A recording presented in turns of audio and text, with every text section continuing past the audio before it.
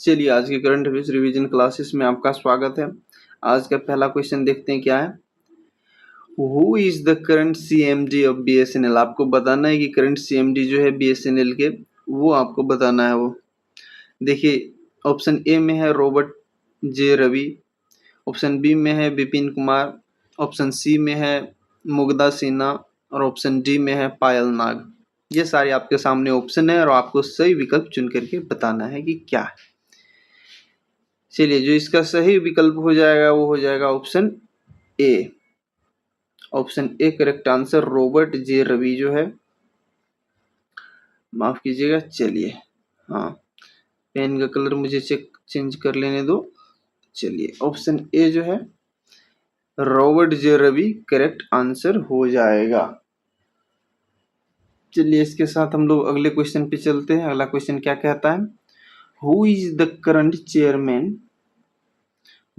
Chairman of airport authority of India. जो current chairman है और एयरपोर्ट अथॉरिटी का, आपको ये बताना है कि ये कौन है। ठीक है, भारतीय विमानपत्तन प्राधिकरण AAI के अध्यक्ष कौन है। Mugdha Sinha, Vipin Kumar, Robert J Ravi, Christina Koch. ये सारे आपके सामने ऑप्शन है और आपको बताना है कि सही विकल्प क्या है इसमें। जो इसका सही विकल्प है वो पता है आपको कि जो ऑप्शन बी है विपिन कुमार, ये सही उत्तर है। ठीक है, अगले क्वेश्चन पे हम लोग चलते हैं। Vipin Kumar is 1996 batch IAS officer. He oversees the development and management of civil aviation infrastructure in India. चलिए, इसके साथ हम लोग अगले क्वेश्चन नंबर 3 पर चलते हैं। Who is the managing director MD of ITDC के प्रबंध निदेशक MD कौन है। ITDC के प्रबंध निदेशक कौन है, आपको ये बताना है। ऑप्शन देखिए, पायल नाग, मुग्धा सिन्हा, रॉबर्ट जे रवि और दिव्या सिंह। जो इसका सही उत्तर है वो आपको पता है, Mugdha Sinha is MD of India tourism development cooperation. She previously served in ministry of culture. Option B Mugdha Sinha सही उत्तर हो जाएगा। ठीक है, चलिए, इसके साथ हम लोग अगले क्वेश्चन पे चलते हैं। Who is the India's first openly LGBTQ Rajya Sabha MP। आपको बताना है भारत की पहले खुले तौर पर LGBTQ राज्यसभा सांसद कौन है। मेनका गुरुस्वामी, पायल नाग, दिव्या सिंह, मुग्धा सिन्हा। ये सारे आपके सामने ऑप्शन है और आपको बताना है कि सही विकल्प क्या है। तो इसका जो सही उत्तर हो जाएगा वो ऑप्शन ए हो जाएगा, मेनका गुरुस्वामी जो है ये आपका सही उत्तर हो जाएगा। देख सकते हैं, Menaka Guruswamy is the senior advocate and law maker who became the first openly queer member of Rajya Sabha, है ना। चलिए, अगला क्वेश्चन पे हम लोग चलते हैं। Who is the world's first quadruple amputee archer champion. विश्व की पहली क्वाड्रुपल एम्प्यूटी आर्चर चैंपियन कौन है, आपको बताना है। Payal Nag, Divya Singh, Christina Koch, Robert J Ravi. ये सारे आपके सामने ऑप्शन है और आपको बताना है कि विश्व की पहली क्वाड्रुपल एम्प्यूटी आर्चर चैंपियन कौन है। जो सही उत्तर हो जाएगा इसका हो जाएगा ऑप्शन ए, पायल नाग जो है ये करेक्ट आंसर हो जाएगा। चलिए, अगला क्वेश्चन पे हम लोग चलते हैं। Name the first women to reach lunar orbit. आपको बताना है कि पहला जो औरत है वो लूनार ऑर्बिट में पहुंचने वाली, मतलब चंद्रमा की कक्षा में पहुंचने वाली पहली महिला कौन है। पहली महिला का नाम बताइए। Sunita William, Christina Koch, Kalpana Chawla और पेगी विल्सन। जो सही उत्तर हो जाएगा वो हो जाएगा क्रिस्टीना कोच। ऑप्शन बी जो है करेक्ट आंसर हो जाएगा। Christina Koch is the NASA's astronaut selected for the Artemis mission to making her first women to reach lunar orbit. चलिए, अगला क्वेश्चन पे हम लोग चलते हैं। Where was India's first quantum computer launch. आपको बताना है कि इंडिया का जो क्वांटम कंप्यूटर है वो कहाँ पर लॉन्च करा गया था। जगह का नाम बताना है। हैदराबाद, बेंगलुरु, अमरावती आंध्र प्रदेश, नई दिल्ली। जो अमरावती आंध्र प्रदेश है वो सही उत्तर हो जाएगा। देख सकते हैं ऑप्शन सी करेक्ट आंसर है। अगला क्वेश्चन पे हम लोग चलते। Which country initiated the world's first digital census. आपको बताना है कि डिजिटल सेंसस जो है किसने किया वो आपको बताना है। भारत जो है इसका करेक्ट आंसर हो जाएगा। ऑप्शन है चाइना, यूएसए, यूके, लेकिन जो सही उत्तर होगा वो भारत होगा।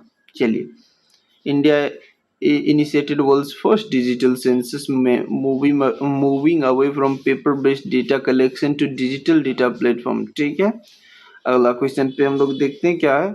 Who is the first Indian woman to reach Everest base camp bicycle. आपको बताना है कि बाईसाइकिल के द्वारा एवरेस्ट बेस कैंप तक पहुंचने वाली पहली भारतीय महिला कौन है। दिव्या सिंह, पायल नाग, मुग्धा सिन्हा, मेनका स्वामी। जिसका सही उत्तर हो जाएगा वो क्या हो जाएगा। ऑप्शन ए दिव्या सिंह। देख सकते हैं दिव्या सिंह इसका सही विकल्प हो जाएगा। Divya Singh from the Gorakhpur achieved the feat of reaching the Everest base camp on a bicycle। चलिए, which edition of World's Book Fair will be held in 2026। आपको बताना है कि 2026 में जो विश्व पुस्तक मेले का कौन सा संस्करण आयोजित किया जाएगा। 50वां, 53वां, 55वां। जो सही उत्तर इसका होगा वो क्या हो जाएगा। 53वां। देख सकते हैं यहाँ पर 53वां एडिशन जो है अब the new Delhi world book fair is scheduled in January 2026, New Delhi. अगला क्वेश्चन पे हम लोग चलते हैं। क्या कहता है अगला question. What is the venue for the world book fair 2026। जो विश्व पुस्तक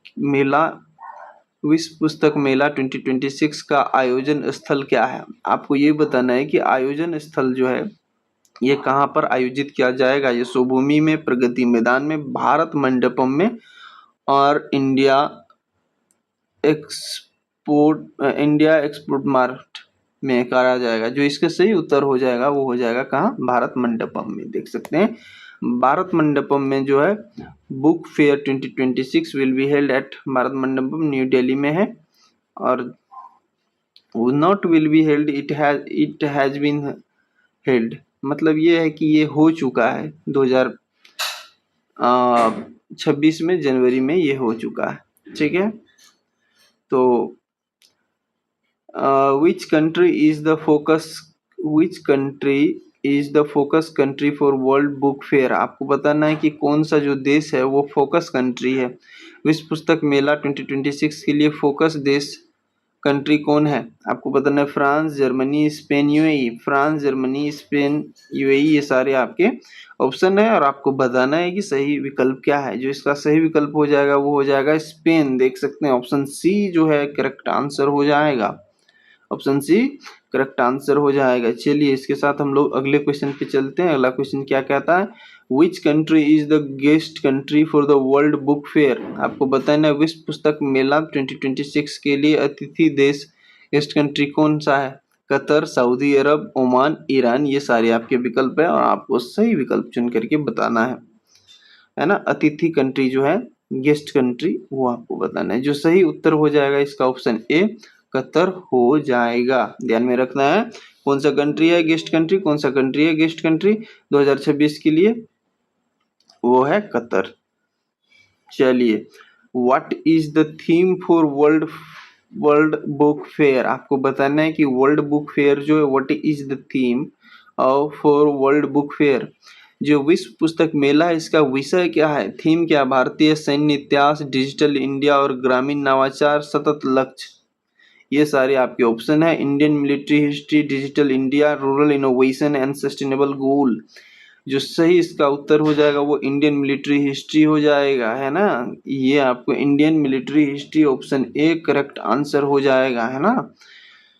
चलिए, अगले क्वेश्चन पे हम लोग चलते हैं इसके साथ। Where will the earth summit 2025 be held. Will नहीं होगा यहाँ पर, ये वाज होगा। वेयर वॉज, ठीक है, वाज होगा यहाँ पर।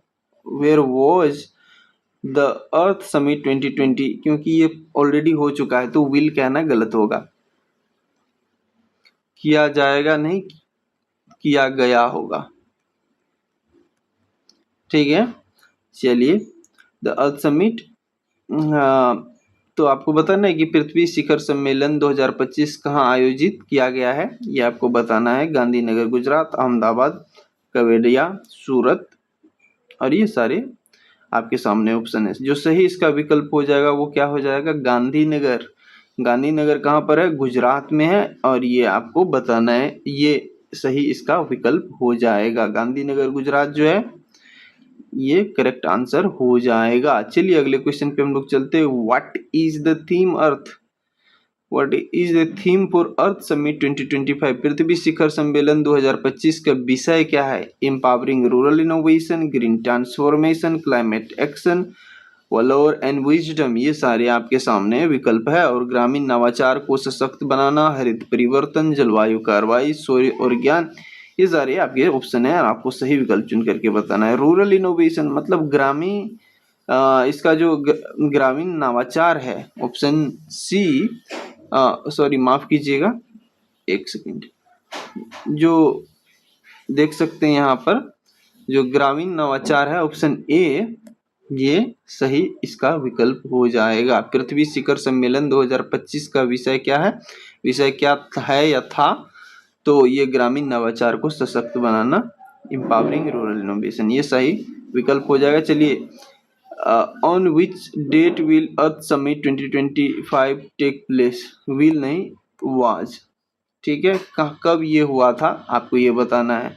जो इसका सही विकल्प हो जाएगा, ये विकल्प हो जाएगा 5 दिसंबर, ठीक है, 5 दिसंबर जो है ये इसका सही उत्तर हो जाएगा। चलिए अगला क्वेश्चन पे हम लोग फटाफट से, अब क्वेश्चन इसके साथ यहाँ पर सीरीज का खत्म हो चुका है, तो हम लोग अब जो कुछ मैं और क्वेश्चंस को इसमें ऐड कर रहा हूँ ताकि रिवीजन बेहतर ढंग से हो, क्योंकि मैंने 15 से 17 क्वेश्चन को ऐड कर दिया और मैं कुछ क्वेश्चंस को ऐड कर दे रहा हूँ।